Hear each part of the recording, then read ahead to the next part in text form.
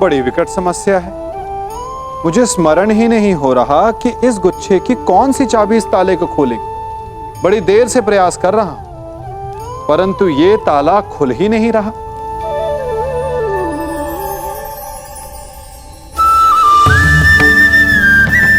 ऐसी परिस्थिति में आप क्या करेंगे? अधिकतर लोग ऐसी परिस्थिति में अपनी आशा खो बैठते हैं। उन्हें लगता है कि चाबी खो गई। वो तिलमिला जाते हैं, क्रोधित हो उठते हैं। परंतु उस समय धैर्य रखें तो गुच्छे की अंतिम चाबी ताला खोल सकती है।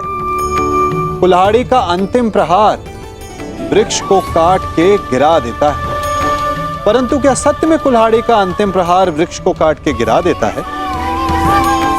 आपको आपका लक्ष्य दिला देता है? नहीं, आपका निरंतर प्रयत्न ही आपको सफलता दिलाता है। जब आपका मन निराश हो तो अपने कार्य में दुगनी उत्साह से जुट जाइए, क्योंकि अनावरत बहता जल ही कठोर चट्टान को काट सकता है। सफलता का मूल है परिश्रम, प्रयास और आशा।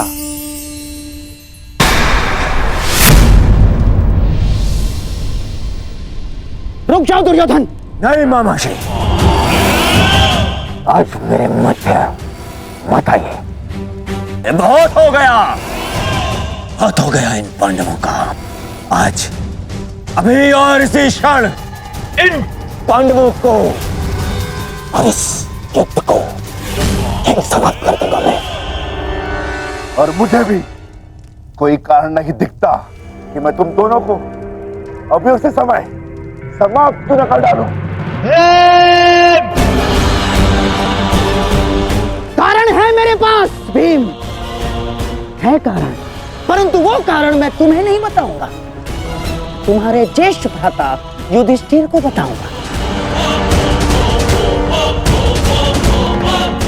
क्यों धर्मराज, आप तो स्वयं धर्म के प्रतीक हैं। आपसे ऐसे अधर्म की आशा नहीं की थी मैंने। अधर्म आपने किया है मामाश्री।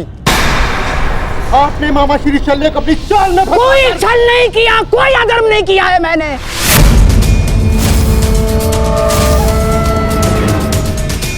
कदाचित आप भूल रहे हैं धर्मराज कि अभी तक युद्ध के कोई नियम निर्धारित नहीं हुए, तो हम पर कोई बंधन नहीं है। हम अपना पक्ष बढ़ाने को पूर्ण स्वतंत्र हैं, और हमने जो कुछ भी किया ना धर्मराज, वो हमारा अधिकार था। और क्या किया हमने? हैं? हमने केवल और केवल एक अतिथि का सत्कार किया, बस। मातृदेव भव, पितृदेव भव, आचार्य देव भव, अतिथि देव भव पढ़ा होगा आपने, हैं?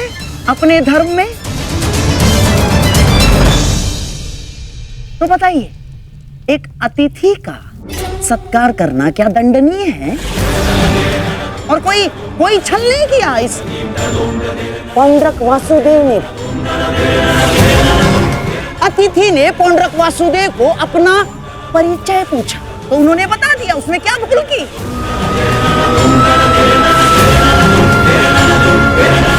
और हाँ, आपके मामाश्री शल्य पर हमने कोई दबाव नहीं डाला। ना ना ना ना ना ना, ना। बिल्कुल दबाव नहीं डाला। अपितु हमारे आतिथ्य से प्रसन्न होकर हमारे साथ रहने का उन्होंने हमें वचन दिया स्वयं।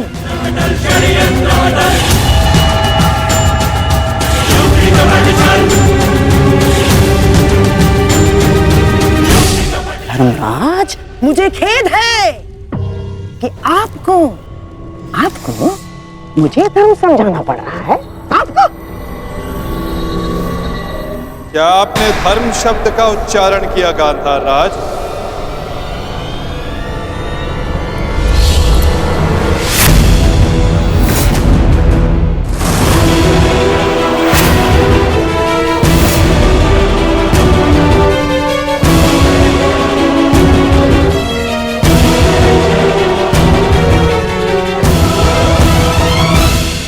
धर्म अधर्म का ज्ञान आपके मुख से सुनकर आश्चर्य हुआ।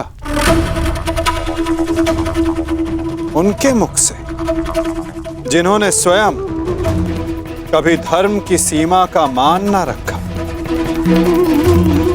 न राजभवन में, न उत्तराधिकारी के चुनाव में,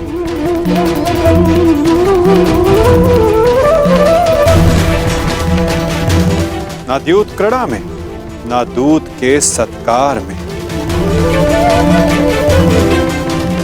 और आप धर्म की बात करते हैं गांधार राज।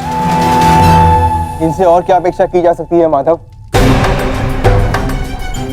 आज तक अधर्म और छल के अतिरिक्त इन्होंने हमें दिया ही क्या है?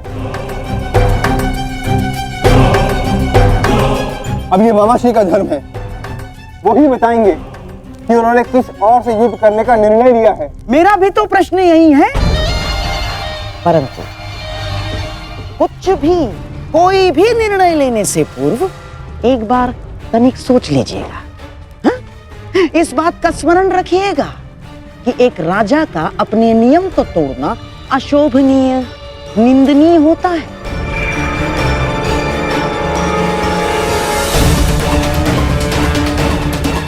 कैसे आपकी प्रजा आपका सम्मान करेगी जो राजा अपने दिए हुए वचन को तोड़ देता है, दिए हुए वचन से पलट जाता है? क्या क्या मुख लेके जाएंगे आपके प्रजा के समक्ष आप? तो युद्ध में आप किसका साथ देंगे?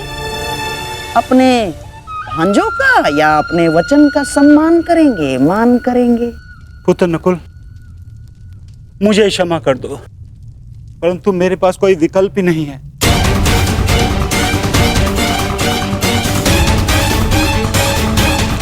मुझे अपने वचन के मान के लिए इन कौरवों का पक्ष चुनना ही होगा।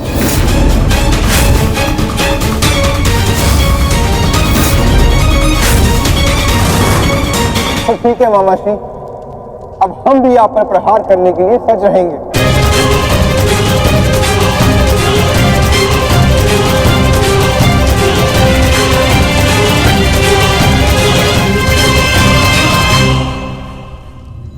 आपको इस निर्णय का गंभीर परिणाम भुगतना होगा। ये मेरी प्रतिज्ञा है।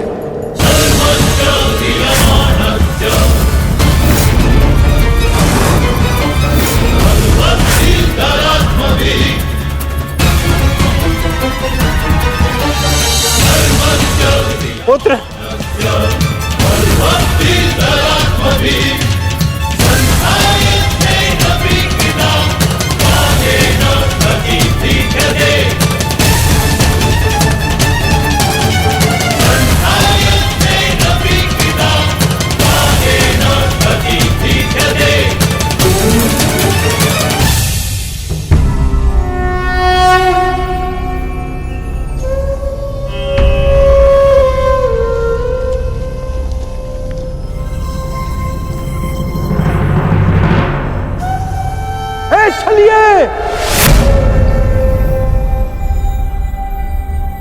तू कहां चल दिया? चलिए कृष्ण।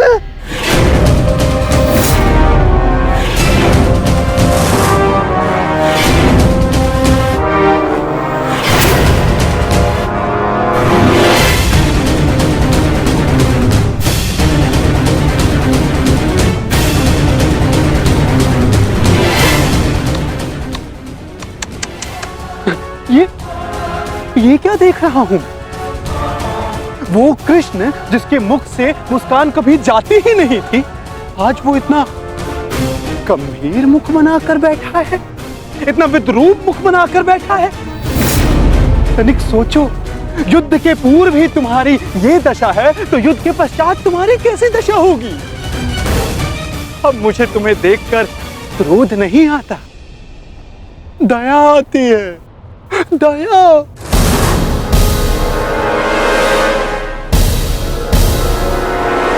तुम्हारी सेना तुम्हारी नहीं रही, तुम्हारा पुत्र, उसने भी तुम्हारा साथ नहीं दिया, तुम्हारा भाई, उसने तुम्हारा पक्ष नहीं चुना, सब कुछ छीन लिया गया तुमसे।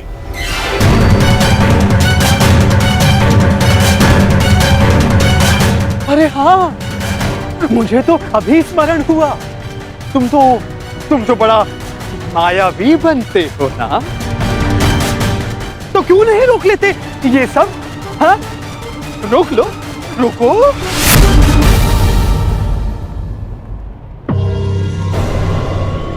अरे हाँ, विचार करने वाली बात तो ये, जब मैंने तुमसे तुम्हारा सब कुछ छीन लिया तो तुम उस सुदर्शन चक्र का क्या करोगे?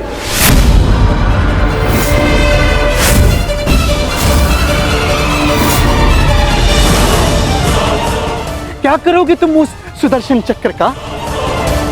मेरी वस्तु मुझे वापस दे दो, मुझे मेरा सुदर्शन चक्र वापस दे दे पाखंडी कृष्ण। बस पाखंडी, मत भूल तू किसके समक्ष खड़ा है। शांत, शांत बालक, शांत। ये मत भूलो, जब दो महापुरुष अति मानव वार्ता कर रहे हो तो एक साधारण बाण चलाने वाले को मौन रहना चाहिए।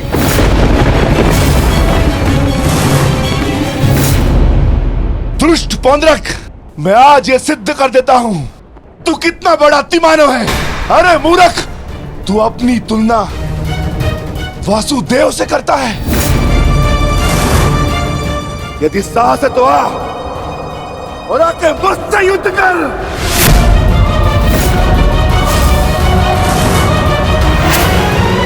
मूर्ख तो तुम पांडु पुत्र हो।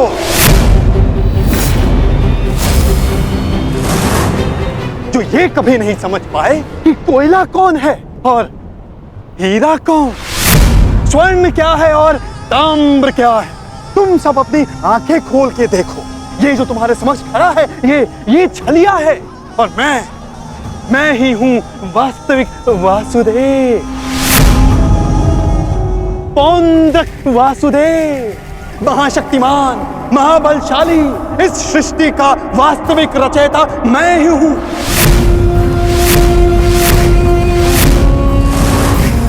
यदि मैं चाहूं तो तुम सबको एक क्षण में तुम सबका अंत कर सकता हूं। इसलिए मुझे मेरा अस्त्र उठाने के लिए पौंड्रक,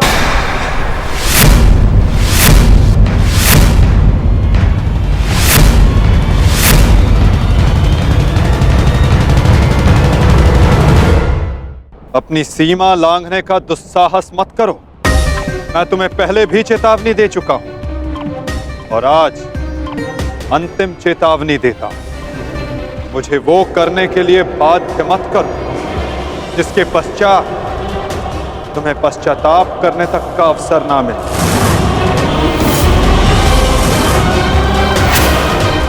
जाओ यहां से पौंड्रक।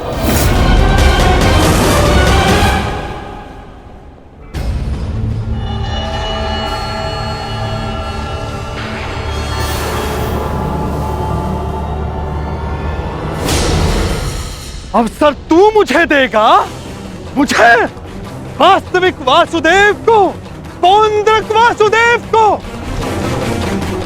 अवसर तो मैं तुझे नहीं दूंगा।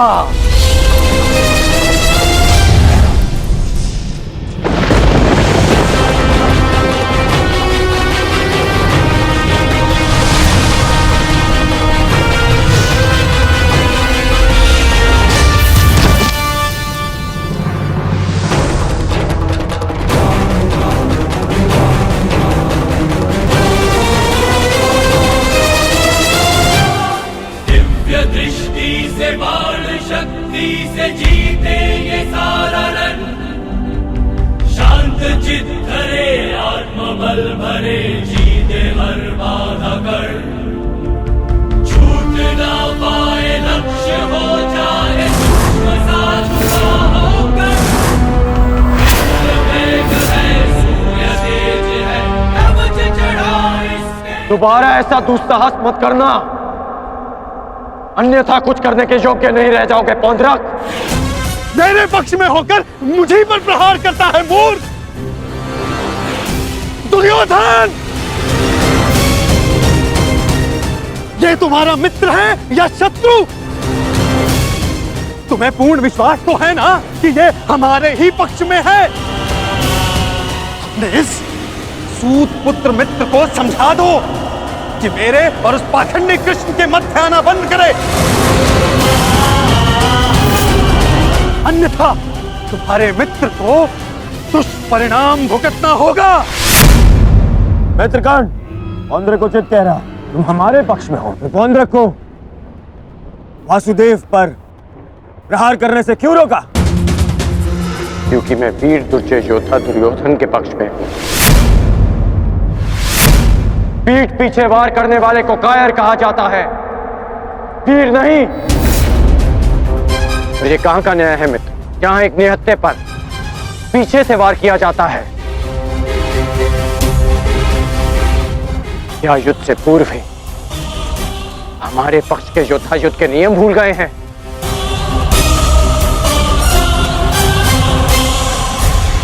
तुमने ऐसा सोचा भी कैसे? तुम इस भांति वासुदेव को वश में कर लोगे? सत्य को पहचानो मित्र, अपने नेत्र खोलो। नेत्र तो तुम्हारे बंद है मित्र। ये छलिया कोई अवतार नहीं है, केवल मायावी है। शांति सभा में जो कुछ भी घटित हुआ केवल इस छलिए की माया थी। माया थी वो।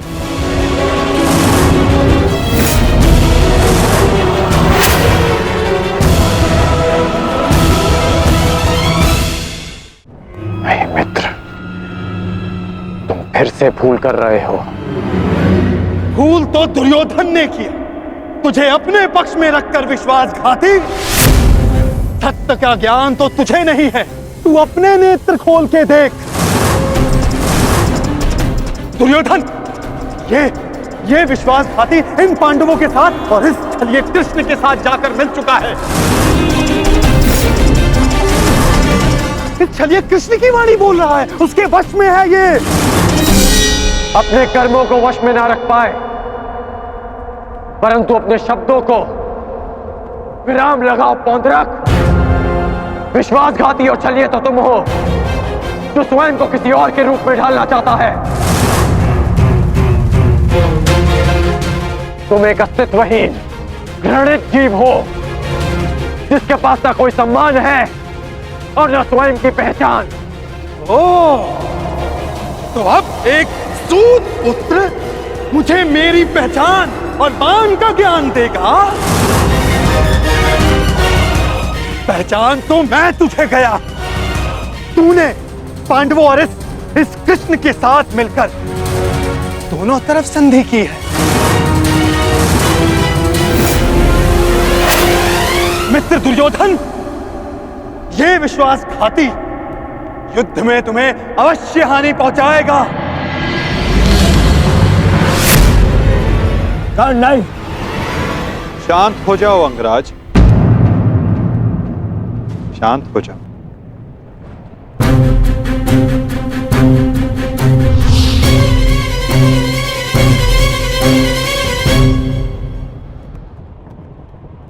उचित ही तो कहा था पौंद्रक ने। आज मेरा हर अपना, मेरा हर संबंधी मेरे विपक्ष में खड़ा है, और अब तो मेरा नाम भी मेरा नहीं रहा, उसे पौंद्रक ने ले लिया। सत्य कहा तुमने पौंद्रक, तुम्हें वो अवश्य मिलना चाहिए जिसके तुम अधिकारी हो।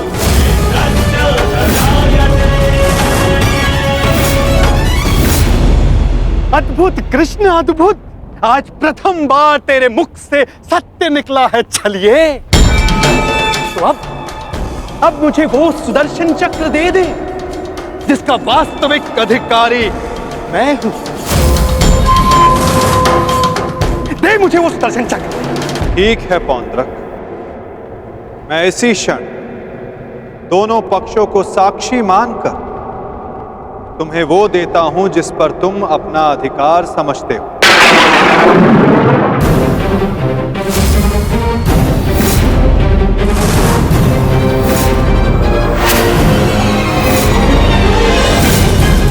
जो निश्चित रूप से तुम्हें वासुदेव में परिवर्तित कर देगा।